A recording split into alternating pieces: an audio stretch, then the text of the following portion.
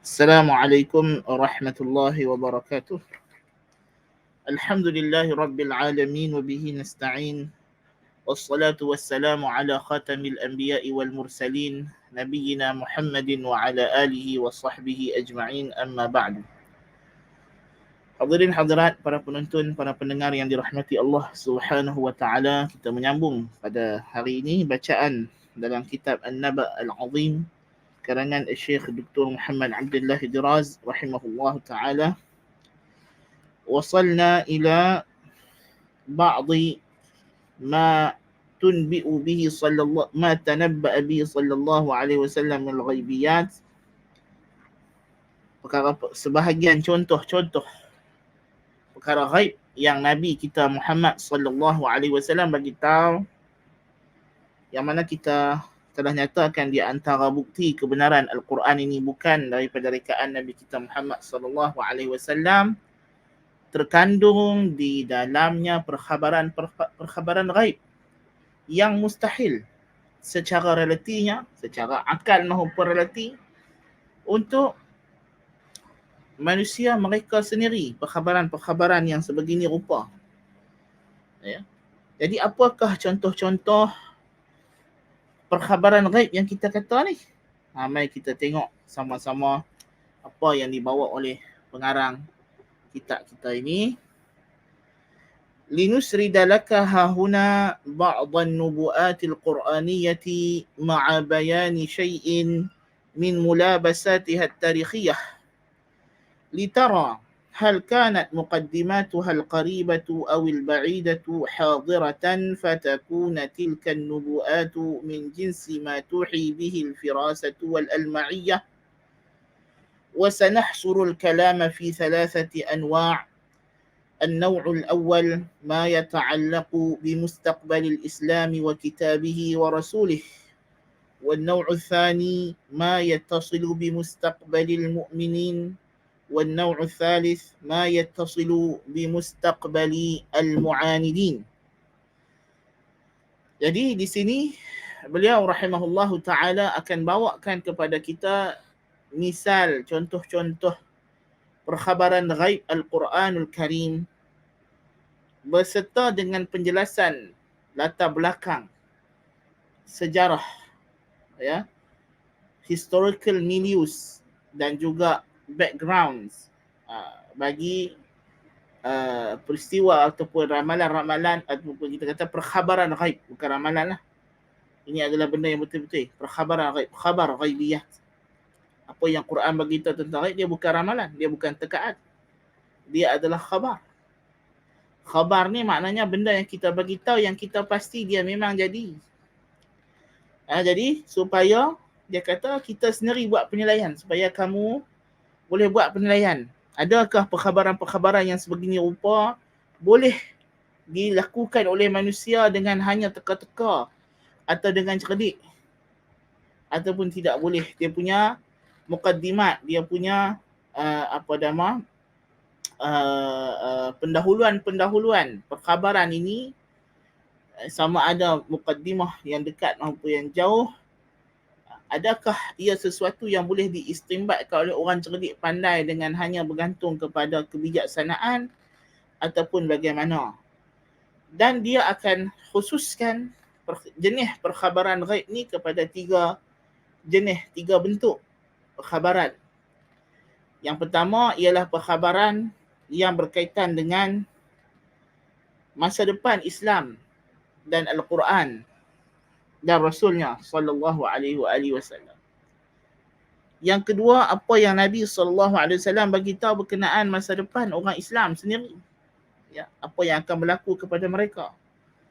Dan yang ketiga, yang terakhir ialah apa yang berlaku, perkhabaran tentang kesudahan atau masa depan apa yang akan berlaku kepada penentang-penentang Islam. So, tiga bentuk perkhabaran ghaib ini akan menjadi contoh untuk kita membuat. Bagi yang ada rasa ragu, ya, gunakan akal yang sihat, akal yang waras. Tapi kita ni bila kita kata guna akal yang sihat, akal yang waras, apa makna akal yang sihat dan waras? Akal fitrah. Jangan lawan fitrah. Ada setengah orang dia sudah sematkan dalam kepala otak dia satu setting, satu bukan benda yang dalaman diri dia daripada luaran. Dia sudah mengambil world view atau sudut pandang terhadap alam ini daripada sumber-sumber luaran. Lalu dia jadikan itu sebagai asas, foundation untuk dia membuat penilaian segala perkara yang berlaku. World view kita ni, hadirin hadirat, penting ya. Penting. Sebagai misal, ya, katalah satu orang guru nak memberi pengajaran kepada murid-muridnya supaya datang awal belajar, supaya bersemangat datang ke sekolah awal pagi. Dia pun buat cerita, dia kata seekor burung bila pagi-pagi keluar dalam keadaan perutnya lapar, kosong, ya, maka dia pulang di waktu petang disebabkan dia keluar di pagi hari, perutnya kenyang, ya. Permisalan ini bagi kita yang fitrah. Saya belum buat apa-apa indikator. Tanya para pendengar dan para penonton boleh buat penilaian. Apakah kebiasaannya kalau kita dengar cerita macam ni, apakah ibrah, pengajaran yang kita akan dapat? Tentulah semua orang akan kata ibrahnya ialah bagus kita keluar awal, bagus berusaha, kena rajin bekerja. Common sense. Kalau ditanya soalan tu daripada darjah 1 sampailah kita sampai sekarang pun, kalau soalan itu dia tanya kepada kita, jawapan yang samalah. Masa kita kecil-kecil dulu kita bagi di sekolah dekat cikgu, macam itulah. Kerana kita menjawab dengan otak dan jantung yang tersemat di dalamnya fitrah Allah Subhanahu Wa Taala. Tapi tak mustahil orang yang dalam mindanya sudah ada satu world view yang pelik, ya, dia orang yang pemalas, orang yang tidak mau bekerja, dan dia mengambil sikap untuk mu'anid, untuk melawan nasihat yang diberikan kepadanya. Katalah kita bawa cerita tadi untuk nasihat satu orang yang memang pemalas, yang memang tidak suka bangkit awal, yang tidak mau berusaha. Dia pun menjawab dengan muka selamba dia. Dia kata, pengajarannya ialah kalau bangkit awal habis jadi macam ulat tadi, kena makan dengan burung. Dia tempatkan diri dia pada mangsa. Dia melihat dari sudut yang lain. Sudut orang malas. Ya, macam cerita Pak Belalang. Kan? Orang datang nasihat dia untuk bekerja, cari rezeki, ya. Dia kilah cerita tersebut dengan jawapan yang penuh dengan mughalatah, yang falasi. Kenapa Pak Belalang boleh bagi jawapan yang macam itu? Sebab dia dalam otak dia sudah ada satu setting yang tak betul. Setting orang malas. Hakikatnya, tuan-tuan dan perempuan, macam itulah. Ya. Bila kita tanya kepada orang ateist, ya, kita tanya kepada orang yang percaya kepada natural selection yang dibawa oleh Darwin, bahawa kejadian alam ini semuanya adalah blinded, random, unguided, cruel. Ya. Adakah kejadian alam ini, kalau kita tengok pada pandangan yang pertama, adakah dia ada di sana kebijaksanaan, susunan daripada yang bijaksana yang menyusun alam ini, kejadian diri kita sendiri yang meletakkan kepala di atas, dua kaki di bawah, dua tangan di kiri dan kanan, jari yang tidak sama panjang ini, yang bertepatan dengan purpose, kegunaan. Ya. Kegunaan. Adakah kamu, bila kamu tengok dengan sudut pandang ini, tanpa kamu baca buku Darwin, tanpa kamu i'tiqad kepercayaan Darwin, adakah kamu akan kata ianya hasil daripada kebetulan? Ya. secara rawak, tidak ada tujuan, buta? Jawapannya tidak. Ya. Mereka mengakui. Mereka kata, ya, memang semua kejadian biologi, organisma hidup ini, zahirnya adalah disusun atur oleh satu minda, oleh satu cerdik pandai. Ya. Tetapi kerana mereka sudah ada world view yang salah, yang silap, atau kerana tidak mau mengakui ketuhanan Allah Azza wa Jalla, kerana takut dengan kesan mengaku adanya Tuhan. Kebanyakan ateis, ya, yang mereka takut bukanlah pada kewujudan Tuhan, tuan-tuan. Tetapi yang mereka takut ialah pada kesan bila kita mengaku Tuhan itu wujud, apa yang kita kena buat? Itulah kita kena taat kepada suruhannya. Kita kena patuh kepada arahannya, tinggalkan larangannya, yang benda ini berlawanan dengan kesukaan syahwat kita. Ini yang mereka takut sebenarnya. Mereka tak mahu mengaku. Sehingga bila Richard Dawkins, dia asak. Yang mula-mula dia kata, dalam buku dia kata, dalam kejadian biologi ni nampak saja macam dicipta, dia kata. Nampak macam dicipta, tapi hakikatnya tak dicipta. Subhanallah. Bukti empirik. Sedangkan kalau kita bercerita tentang sains bercakap tentang apa yang terzahir pada fizikal. So sekarang dia sebagai seorang saintis mengakui secara fizikalnya, secara empiriknya, kejadian makhluk ini design, dicipta, ya, created. Tapi disebabkan dia sudah ada satu pemahaman kerana nak lari daripada mengaku Tuhan, dia kata tapi itu hanya zahirnya, tapi sebaliknya hakikatnya ia adalah pilihan tabi'i yang rawak, yang buta, yang tidak terdorong, yang tidak ada tujuan. Sedangkan bila kita tanya, adakah awak pernah tengok natural selection ini? Di manakah dia? Bolehkah natural selection ini digapai dan digarap dan dirasai secara empirik dan fizikal? Jawapannya tidak, tuan-tuan dan puan. Kerana dia dah mengaku tadi, physically, empirically, that all the living organism appeared to be designed. Itu yang disebut. So itu adalah fizikal. Jadi yang random selection, random mutation, unguided, blinded, cruel, ini mai pada mana?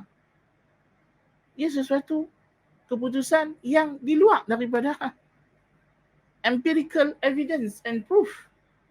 Itu kesimpulan yang bersifat metafizik, yang tidak ada bukti pula itu. Ya. Kemudian bila digasak dalam satu temu bual, akhirnya dia kata apa? Dia kata, oh, yalah, memanglah nampaknya yang di sebalik kejadian biologi ini ada satu minda yang cerdik, yang bijaksana, yang menentukan, yang menjadikan, yang design, yang reka. Tapi dia kata saya tak boleh, saya tak setuju kalau kita nak kata yang mereka itu ialah Tuhan. Mungkin dia kata satu benda wujud yang di luar daripada alam ni, yang tidak ada kaitan. Allahul Musta'an. So jelas yang dia takut ialah bukan pada kewujudan Tuhan, tapi adalah Tuhan yang sifatnya ya'mur wa yanha, menyuruh dan melarang. Inilah yang digeruni oleh manusia-manusia yang na'udzubillahi min zalik, yang enggan beriman dengan Tuhan. Tengok Fir'aun, la'anahullah. Fir'aun, dia tidak mau hilang status yang dia dakwa pada dirinya. Apa dakwaan dia? Dia kata, ana rabbukumul a'la, akulah penjaga, master, lord kamu yang paling tinggi, yang mana kamu terikat dengan undang-undangku, tapi aku tidak terikat dengan apa undang. Yang dia takut Fir'aun ni ialah bila dia mengaku kata di sana ada Tuhan sekalian alam, dia kena taat kepada perintah Tuhan ini yang dibawa menerusi Musa alaihissalam. Ya. Yang dia tidak mau dia terikat dengan undang-undang. Dia nak dia yang menghalal dan mengharamkan, bukannya dia sendiri terikat dengan halal dan haram daripada undang-undang yang lain. Itu yang Firaun takut. Allahul musta'an. Allahul musta'an. Ya. Jadi inilah hakikat, ya. Orang manusia ni dia tak mau mengaku kata dia sebenarnya adalah servant, hamba. Ya. Tetapi tengok Allah Ta'ala hinakan golongan atheist macam Richard Dawkins, ya. Dia tak mau mengaku diri dia adalah hamba kepada Tuhan Allah Azza wa Jalla, tapi dia datangkan dengan falsafah yang cukup pelik, tuan-tuan dan puan-puan. Dia kata manusia, tindak tanduk mereka tidak dikawal oleh mereka, tetapi dikawal oleh saraf, oleh DNA dan sebagainya. Maknanya dia Jabriyah, tapi Jabriyah yang cukup pelik. Ya, dia mempertuhankan genetik diri dia sendiri. Ya. Jadi bagi dia orang yang merogol, merompak, membunuh, tidak boleh salah. Mungkin itu hanyalah kerana impuls. Allahul musta'an. Allahul musta'an. Jadi ini adalah perkara yang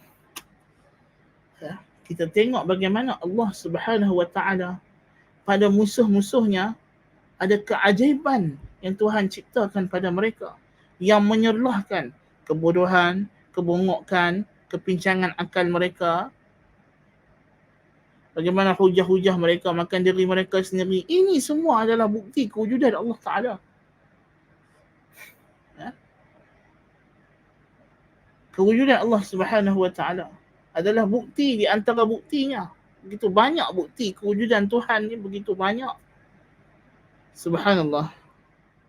Kita balik kepada cerita kita ni. Poinnya adalah, ya, bila kita kata kita meneliti, kita nak kena teliti cerita-cerita ni, ialah kita ikut kita punya fitrah yang tidak dipengaruhi oleh unsur-unsur luar, tapi fitrah yang Allah Ta'ala telah sematkan, yang telah ciptakan dalam diri kita, fikiran yang waras. Pemikiran yang waras. Ya? Follow the evidence. Ya? Follow the evidence. Follow the truth. Jangan menyimpang siur. Ya? Jangan mengelak-ngelak. Itu penting. Baik, kita ambil contoh, beberapa contoh yang dia bagi. Fima yattasilu bi mustaqbalil Islam. Contoh perkhabaran ghaib dalam Al-Quran tentang masa depan Islam, the future of Islam and its book and its prophet sallallahu alaihi wasallam. What is the kita kata ghaibiyat, ya, the unobservable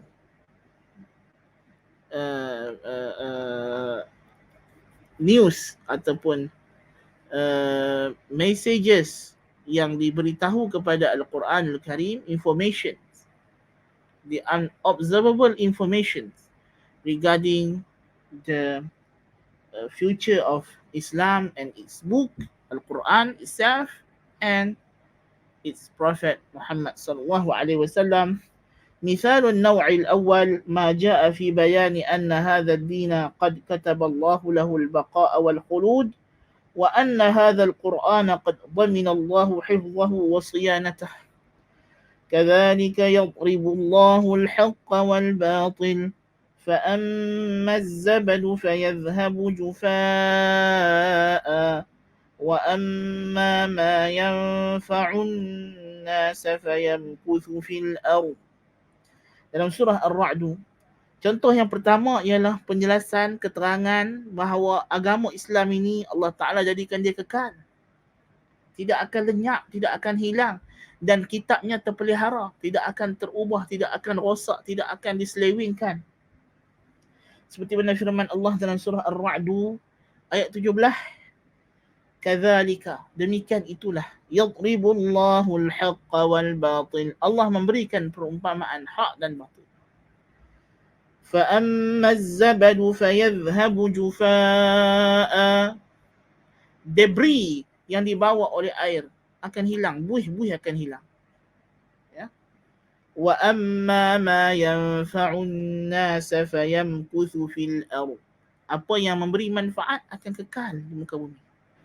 Tuhan kata kebatilan datang dan pergi, dia tidak akan kekal, tetapi yang hak akan tetap utuh, tidak akan hilang. Islam tidak akan hilang. Musuh-musuh Islam datang pergi kalah, tetapi Islam terus kekal seperti mana ia diturunkan oleh Allah Subhanahu wa taala. Firman Allah Taala lagi dalam surah Ibrahim ayat 24, Alam tara kaifa daraballahu mathalan kalimatan tayyibatan kashajaratin tayyibah كشجرة طيبة أصلها ثابت وفرعها في السماء تؤتي أكلها كل حين بإذن ربها. Apa kamu tidak melihat bagaimana Allah membuat perumpamaan ucapan yang baik la ilaha illallah itu seperti pohon yang elok, yang utuh, yang teguh akarnya di bumi, cabangnya, rantingnya, ya, mendongak ke langit, dia memberikan hasil mahsulnya, buah-buahannya pada setiap waktu dengan izin Tuhannya. Jadi itu Tuhan kata Islam ni kukuh di muka bumi. Tapaknya kukuh, hasilnya sentiasa memberikan benefit kepada manusia. Kebaikan yang kita duk rasa dalam alam ini, semuanya kebaikan yang datang puncanya daripada agama Islam, agama Allah Subhanahu wa ta'ala. Firman Allah Ta'ala, Inna nahnu nazzalna adh-dhikra wa inna lahu lahafizun. Sesungguhnya kami yang menurunkan adh-dhikr, peringatan Al-Quran dan Sunnah, dan sesungguhnya kamilah yang akan memeliharanya. Ata'lamu mata wa aina sadarat hadhihi al-bisharatul mu'akkidah balil uhudul wathiqah. Persoalannya tuan-tuan dan puan-puan, mungkin orang boleh kata, biasalah bila Muhammad dah tengok Islam dah menang, pembukaan Mekah, orang masuk Islam bondong-bondong, dah menang banyak peperangan, orang musyrikin dah lemah, bolehlah Muhammad buat janji-janji macam ni. Mungkin datang syubhat bongok-bongok macam ini. Setan mungkin bisikkan kepada hati-hati pengikutnya, na'udzubillah min zalik. Walaupun syubhat nampak bongok. Maka kita kata, mari kita nak cerita bila ayat-ayat ni disampaikan oleh Nabi kita Muhammad sallallahu alaihi wasallam. Tahu tak bila? Apa dia punya background? Ya, apa dia punya milius? Ya. Supaya kita tahu bahawa ayat ni turun dalam situasi yang tak mungkin orang yang cerdik pandai boleh pergi buat janji-janji macam ni. Ya. Bila? Innaha ayatun makkiyatun min suwarin makkiyah. Ini semua ayat-ayat yang turun di Mekah sebelum hijrah. Sebelum hijrah ke Madinah, sebelum ada sebarang pertolongan, ketika mana mereka diseksa, dibunuh, diugut, diancam, tidak ada keselamatan, tidak ada pembantu, tidak ada pembela, sendirian di bumi Mekah, dikelilingi oleh musuh mereka dari segenap arah, kiri, kanan, depan, belakang. Ya.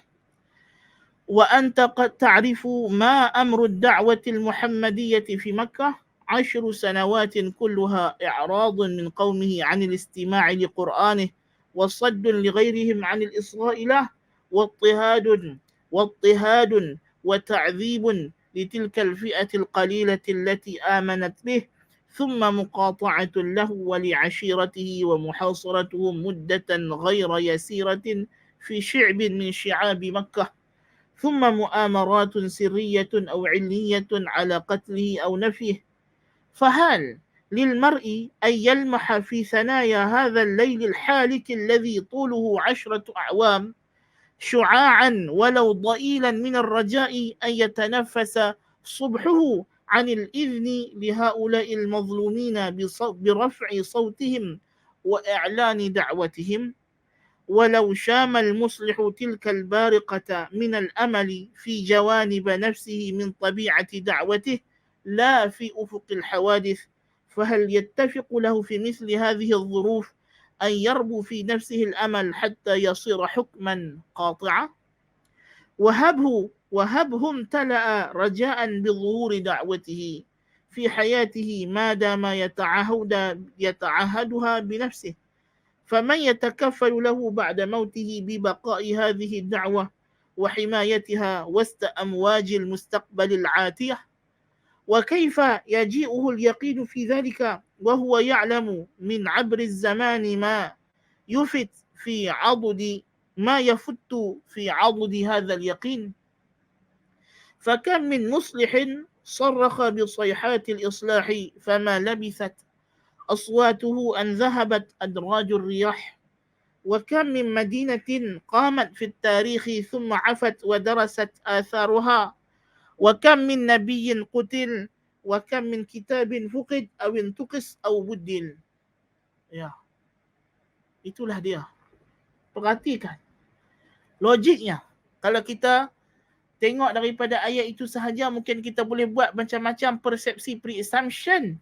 Tetapi bila kita perhatikan latar belakang dengan penuh logik, dengan perhatian, dengan lebih mendalam. Untuk Al-Quran ni kita perlukan tadabbur, pemikiran yang mendalam. Isu-isu agama ni tak sesuai dengan orang yang bersifat dengan lazy thinking, orang yang malas berfikir. Ya. Agama turun dengan suruhan yang sangat berat. Permulaan suruhan agama cukup berat. Firman Allah Ta'ala, Iqra' bismi rabbikal ladzi khalaq. Khalaqal insana min 'alaq. Iqra' wa rabbukal akramul ladzi 'allama bil qalami 'allamal insana ma lam ya'lam. Perintah 5 ayat surah Al-Alaq ini pada situasi zaman tersebut bukanlah perintah yang mudah, tuan-tuan dan puan-puan. Ya. Bila manusia ni boleh tahu proses kejadian janin? Bila? Abad ke-20 Masihi, barulah orang Eropah, barulah sains moden, baru pakat duk start tahu macam mana proses janin berlaku. Ya. Bukan senang nak tahu. Ya. Tapi Al-Quran mulakan dengan arahan ini ialah kerana agama ni bukan untuk orang yang malas berfikir. Agama bukan untuk orang yang sengaja membodohkan akal fikirannya, melemahkan dan menumpulkan ketajaman pemikirannya. Agama ini adalah untuk orang yang berfikir secara kritis, secara sejahtera, secara waras. Dan mendalam pemikirannya dengan cara yang sahih.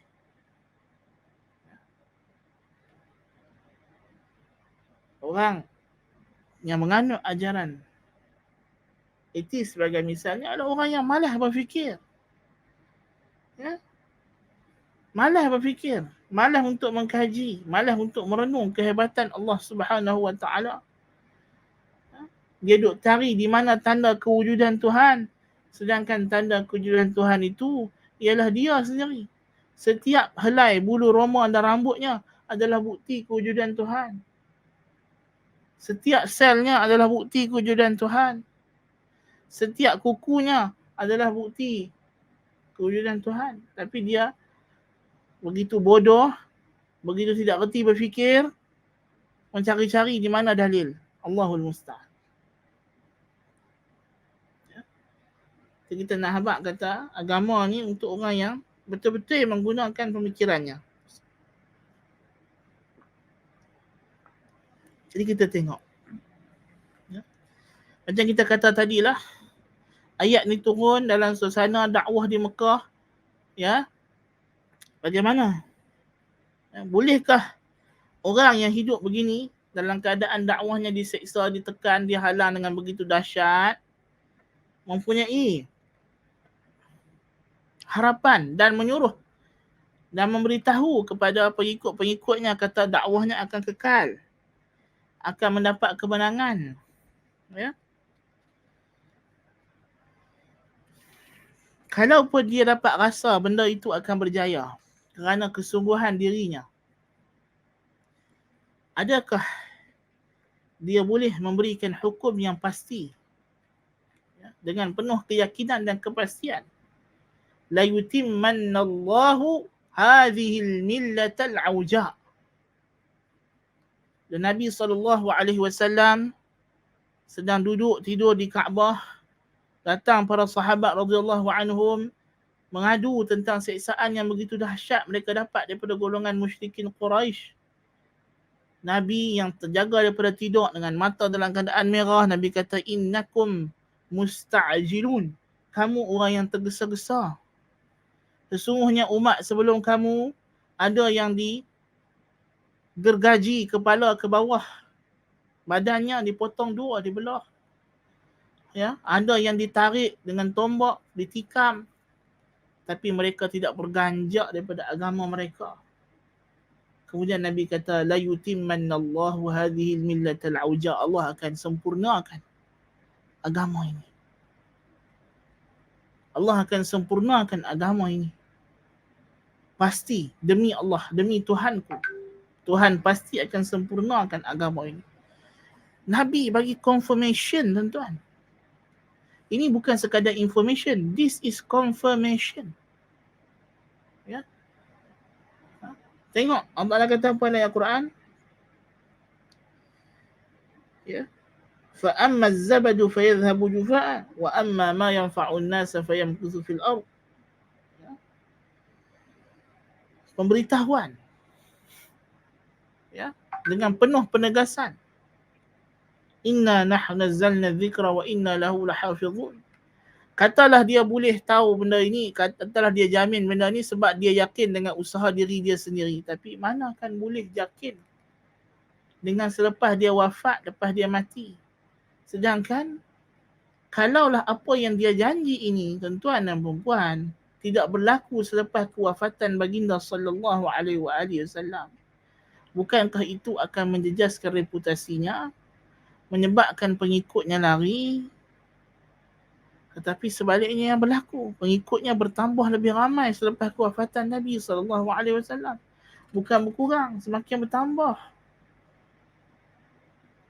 Sampai ke hari ini, ketika mana umat Islam dalam keadaan lemah, dalam keadaan tidak sempurna seperti dahulu, tetapi jumlah orang yang memeluk agama Islam tidak pernah berkurangan. Saban hari orang makin masuk Islam.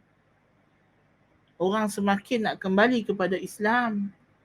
Pelbagai gerakan-gerakan digerakkan untuk mengembalikan umat Islam kepada Islam, tidak kepada yang lain. Ya. Lihat apa yang diberitahu dalam Al-Quran tentang agama ini, agama yang kekal. Al-Quran ini Al-Quran yang kekal dengan realiti kita hari ini. Ya. Allahul Musta'an. Allahu Akbar kabira. Bukti Allah Ta'ala menjaga dan memelihara Al-Quranul Karim. Kita tengok Al-Quranul Karim ini sendiri terpelihara, terjaga. Setiap hurufnya, barisnya, kalimahnya. Allahu Akbar kabira. Perawi-perawinya dikenali. Latar belakang mereka, perawi hadis. Ya. Lihatlah bagaimana sumber Islam ini, the two main sources of Islam, are well preserved throughout the periods, throughout the centuries. Yeah. Well preserved, terpelihara. Terpelihara sungguh. Adakah tidak lagi menepati perkhabaran Allah begitu? Tentulah tepat sebiji-sebiji. Allahu Akbar.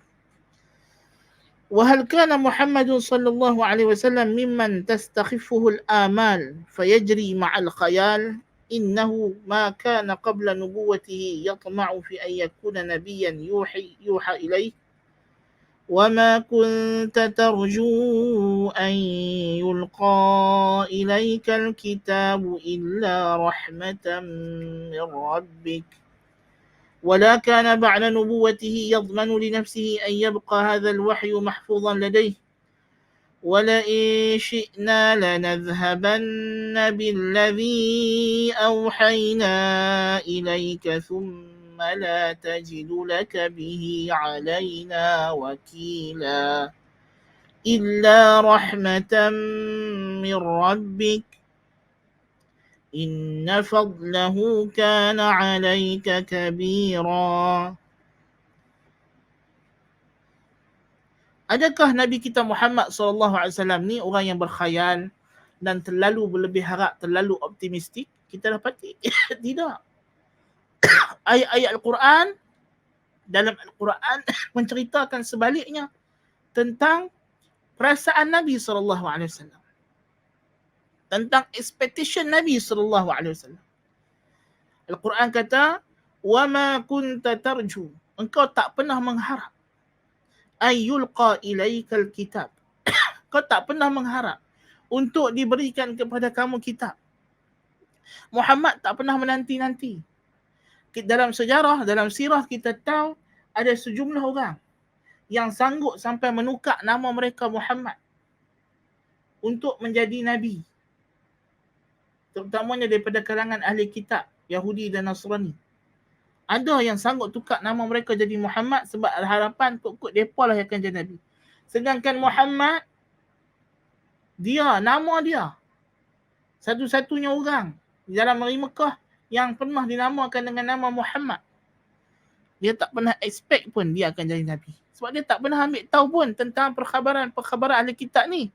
Ma kunta tadri mal kitabu walal iman. Yang kita dah baca surah ni, firman Allah Ta'ala, engkau tak pernah tahu apa dia kitab, apa dia iman. Ya? Tetapi semua ini illa rahmatan min rabbik. Tuhan kata, ma kunta tarju an tulqa ilaikal kitab, ay yulqa ilaikal kitab. Wa ma kunta tarju an yulqa ilaikal kitab. Kau tak pernah mengharap untuk diberikan kepada kamu kitab, tetapi semua ini rahmat, limpah kurnia, belas kasihan daripada Tuhanmu. Ya. Ini sebelum jadi Nabi dia tak pernah mengharap.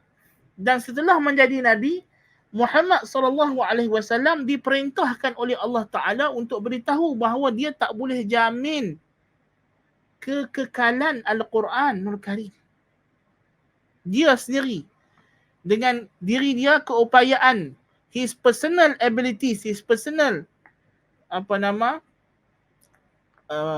kudrah dia, tidak mungkin dia boleh menjamin Al-Quran ni akan kekal. Allah Ta'ala suruh Nabi kita kata, bagi tahu, bacakan kepada kita firman-Nya, wala in syi'na lanadhhabanna billadhi awhayna ilaika thumma la tajidu laka bihi alaina wakila. Kalau kami nak, kami boleh lenyapkan apa yang kami berikan kepada kamu. Ya? Illa rahmatan min rabbik, tetapi sebagai belas kasihan, rahmat Tuhan kepada alam ini. Dia menjaga, dia memelihara Al-Quran. Inna fadlahu kana alaika kabira. Sesungguhnya limpah kurnia Tuhanmu kepadamu, hai Muhammad, sangatlah besar. Jadi jaminan-jaminan yang datang daripada Al-Quran yang kita baca ni bukan jaminan daripada khayalan atau optimis seorang Nabi Muhammad SAW. Bukan kerana optimisnya, bukan kerana harapannya yang menggunung, bukan kerana khayalannya bahawa dia akan menjadi terkenal. Tidak. Ini semua wahyu daripada Allah Subhanahu Wa Taala. Fala budda idzan min kafilin bihadzal hifdh min kharij nafsihi. Maka tidak untuk memastikan confirmation yang dia telah beri kepada para sahabatnya bahawa ajarannya akan kekal, tidak akan diubah, mesti ada penjaga yang luar daripada dirinya, bukan dia sendiri. Wa man dhal ladhi yamliku hadha ad-dhaman 'ala ad-dahri 'ala hadha ad-dhaman 'ala ad-dahri yamliku hadha ad-dhaman 'ala ad-dahri al-munqalib al-mamlu' bil mufaja'at illa rabb ad-dahri alladhi بيده زمام الحوادث كلها والذي قدر مبدأها ومنتهاها وأحاط علما بمجراها ومرساها فلولا فضل الله ورحمته الموعود بهما في الآتية الآنفة لما استطاع القرآن أن يقاوم تلك الحروب العنيفة التي أقيمت ولا تزال تقام عليه بين آن وآن. Jawapannya, bagaimana Quran ni boleh survive segala calamities? How can Quran survive the all calamities that had occurred and happened, that took event along these centuries, these years, along these periods, this very long periods, long centuries that full with calamities, that full with wars, chaos. Yeah? The Quran survive until today with the exact word, the exact pronunciation, without any single simple alteration. Tak ada satu pun perubahan yang walaupun yang paling mudah, tunggal. Tidak. Siapa yang menjaga Al-Quran daripada ditelan dan dimamuh zaman? Sedangkan kita lihat kitab-kitab yang lain, apa yang berlaku? Apa yang berlaku kepada Taurat selepas kewafatan Nabi Musa dalam masa yang singkat? Apa yang berlaku kepada Injil selepas Nabi Isa AS diangkat ke langit dalam masa yang sangat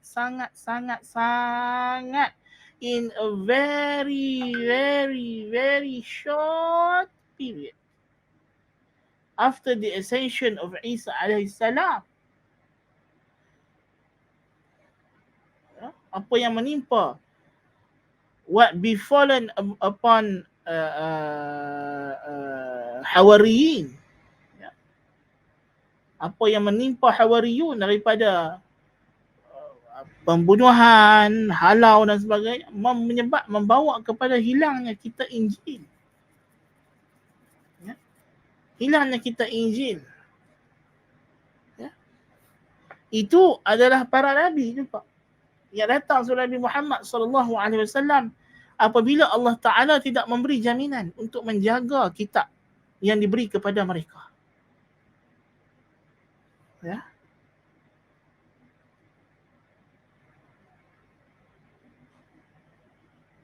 Sebab Allah Ta'ala kata tentang Injil dan Taurat, bimastuhfidhu min kitabillah, dengan apa yang mereka disuruh jaga daripada kitab Allah. Penjagaan Taurat dan Injil diberi kepada Bani Israel.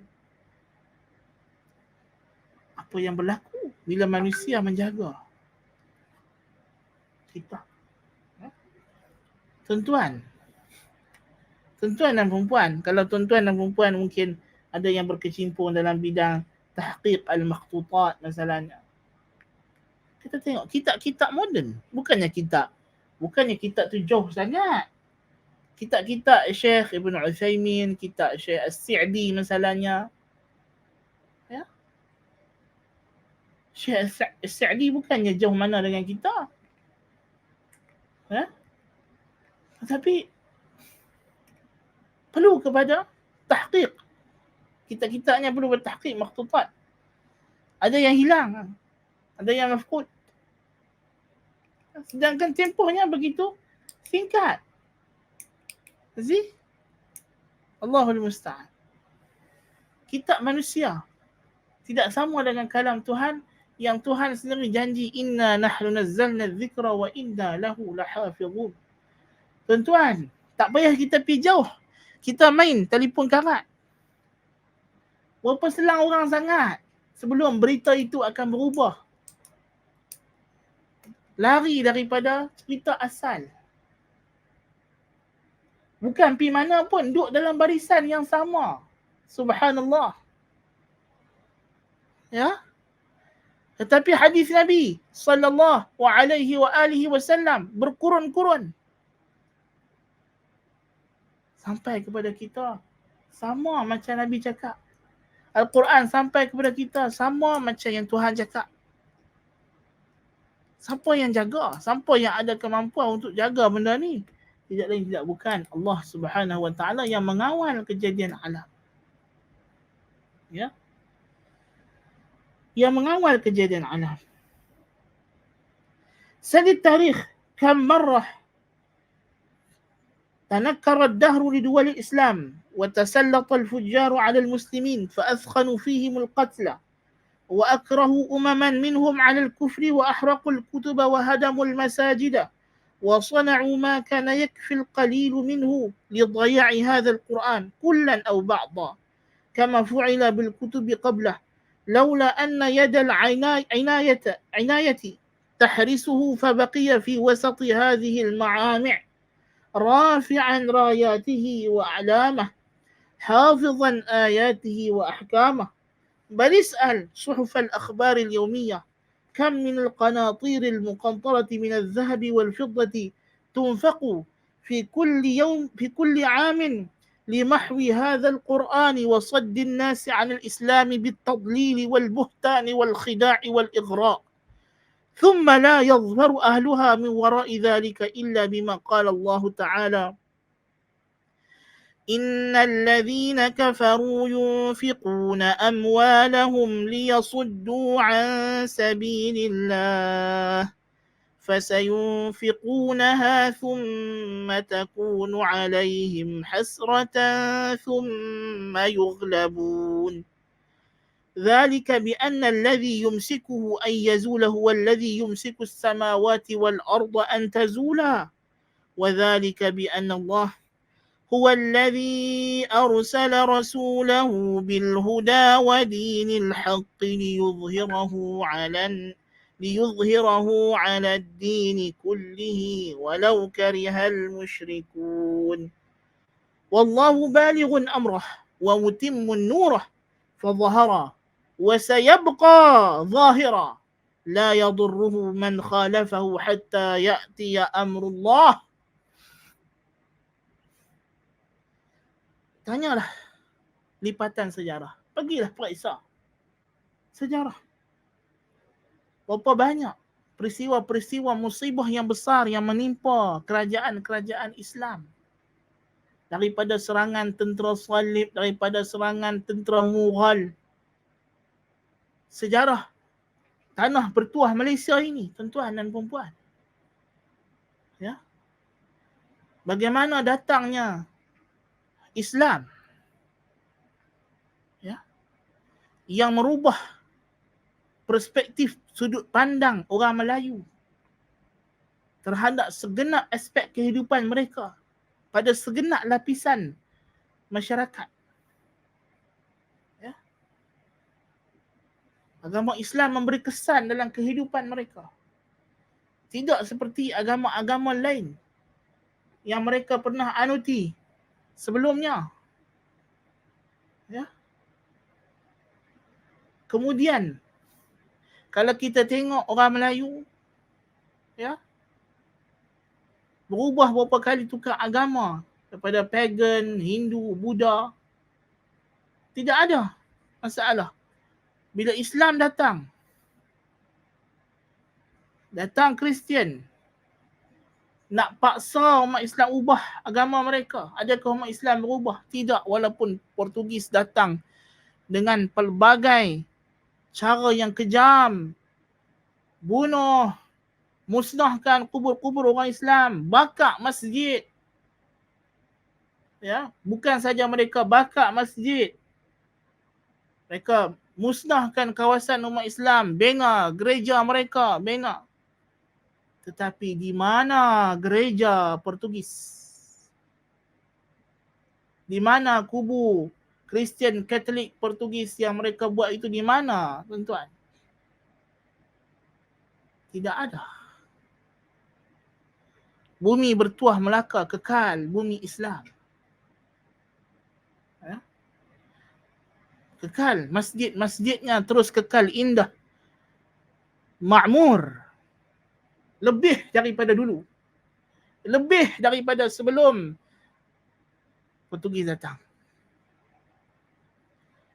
Datang Belanda dengan Protestantismnya.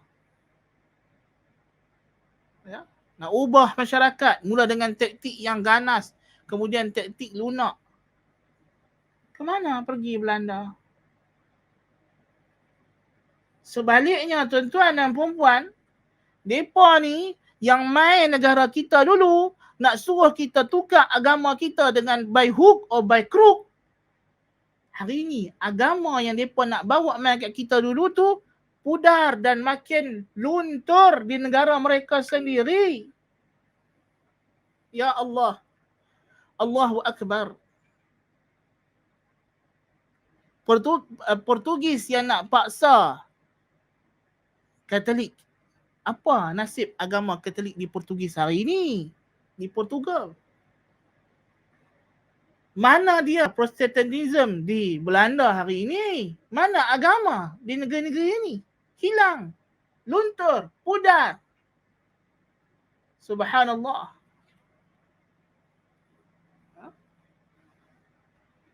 Datang orang putih dengan pujuk rayunya, dengan gula-gulanya, dengan hasutan-hasutan jahatnya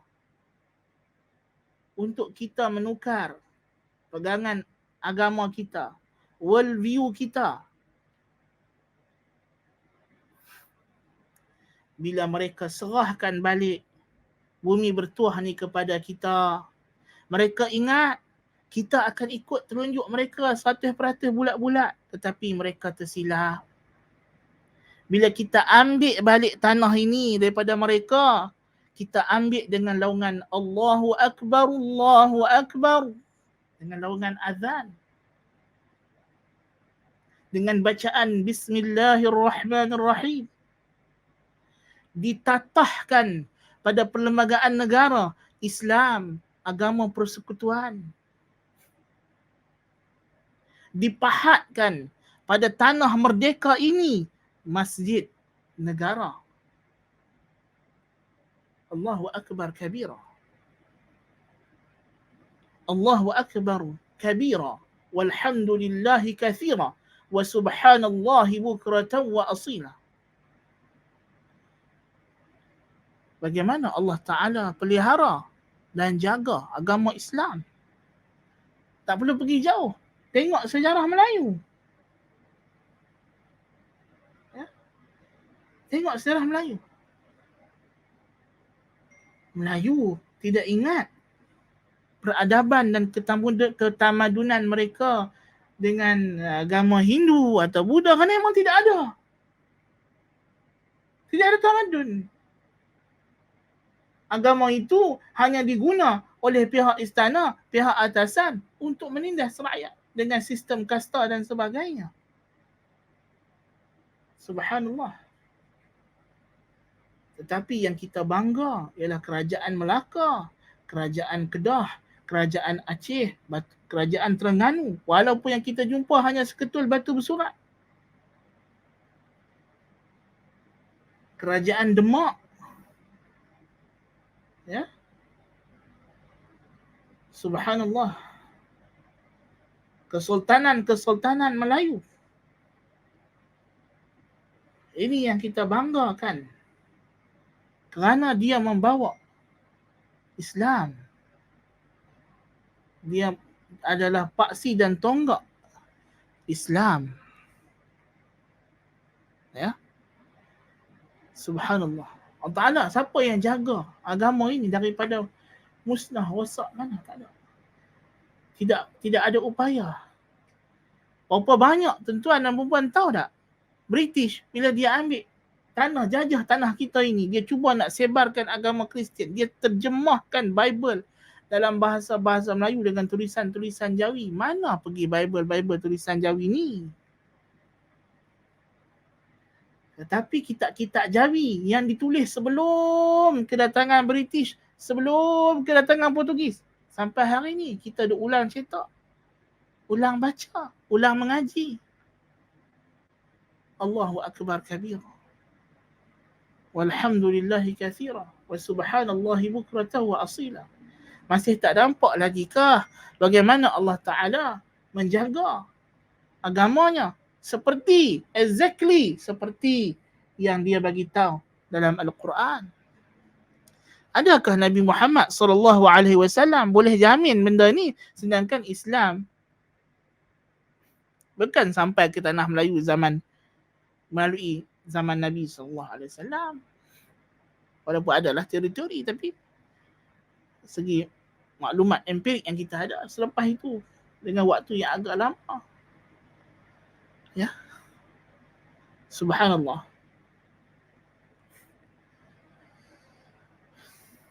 Tanyalah kepada gerakan-gerakan musuh yang ada hari ini, media-media, TV dan sebagainya, usaha-usaha yang mereka buat untuk merosakkan Islam. Berapa banyak harta yang mereka telah laburkan, mereka telah hamburkan untuk menyebarkan kerosakan, kemusnahan, kelacuran, kebogelan ke dalam masyarakat. Dengan tujuan untuk melunturkan nilai-nilai Islam.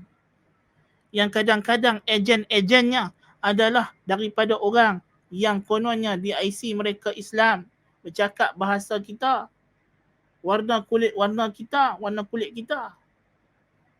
Tapi adakah mereka berjaya? Al-Quran sendiri dah cerita dekat kita tentang apa yang mereka akan buat ini. Innal ladzina kafaru, sesungguhnya orang yang kafir, yunfiquna amwalahum, memperbelanjakan, melaburkan harta mereka, liyasuddu an sabilillah, untuk mereka sekat daripada agama Allah. Fasayunfiqunaha, kata Allah, mereka akan terus belanja harta mereka untuk tujuan tersebut. Tetapi apa natijahnya? Thumma takunu alaihim hasratan thumma yughlabun, kemudian berkesudahan dengan penyesalan. Hari ini Madeleine Albright mampus. Ya, semoga Allah Ta'ala bermuamalah dengannya dengan keadilannya dan memberikan balasan yang setimpal dengan segala kekufuran dan jenayahnya. Adakah segala usaha-usaha yang dia buat selama ini, ulang alik ke Palestin, ke Iraq, mungkin orang yang lebih tua, yang berumur daripada saya dan yang sebaya dengan saya, mungkin ingat muka Makcik Madeleine Albright ini sebagai the face of terror and evil ketika itu.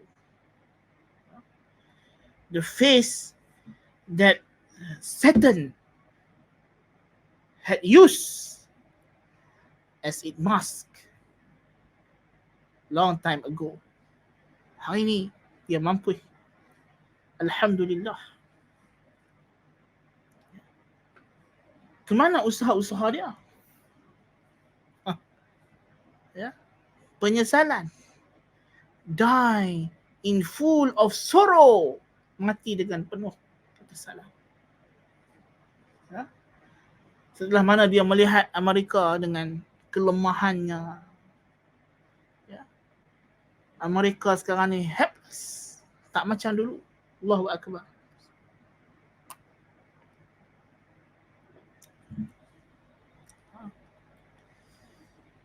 Francis Fukuyama dulu bukan bangga lagi kata tamadun, liberalism, neoliberalism Amerika akan menguasai dunia, akan menghapuskan tamadun Islam. Bila naik Trump jadi presiden, orang tanya dia macam mana, dia kata habis semua ramalan dia musnah. Ya.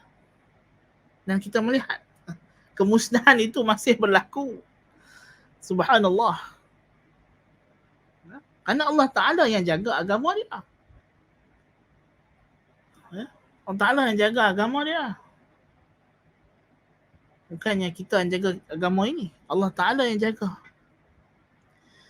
Thumma takunu alaihim hasratan thumma yughlabun, kemudian mereka akan dikalahkan. Subhanallah, dikalahkan.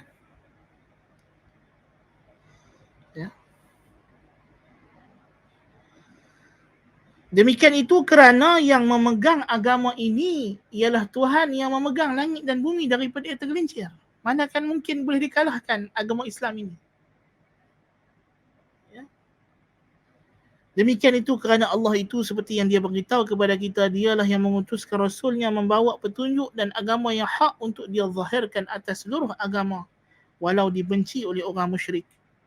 Dan Allah pasti menyampaikan apa yang dia kehendaki dan menyempurnakan cahayanya maka cahayanya pasti akan tegak, akan muncul, akan mengatasi yang lain dan kekal. Tidak ada satu pun yang boleh memudaratkannya, walaupun orang menyelisihi, sampai datang perintah Allah, sampai datang hari kiamat. Ya. Inilah, kalau kita renung bukti ni pun, ya subhanallah, mana mungkin Al-Quran, rekaan Nabi SAW boleh bagi tahu kepada kita dengan begitu yakin dan pasti segala apa yang diberitahu di sini. Ya. Mana mungkin? Ya, Al-Quran, kalau rekaan Nabi kita Muhammad SAW, bolehkah dia habaq segala benda ni dengan penuh yakin kemudian berlaku exactly seperti yang diberitahu? Bolehkah benda ni datang daripada khayalan? Bolehkah benda ni datang daripada cerdik, IQ yang bijak sahaja? Tak mungkin, tak mungkin. Ia diberitahu oleh yang maha mengetahui, Allah Subhanahu wa ta'ala. Naktafi bihadzal qadar, kita ucapkan sekali itu untuk hari ini. InsyaAllah kita akan sambung pada perbincangan yang akan datang. Aqulu qawli hadza wa astaghfirullahal azim li wa lakum. Subhanakallahumma bihamdika asyhadu an la ilaha illa anta astaghfiruka wa atubu ilaik. Wassallallahu ala nabiyyina Muhammad wa ala alihi wa sahbihi ajma'in. Assalamualaikum warahmatullahi wabarakatuh.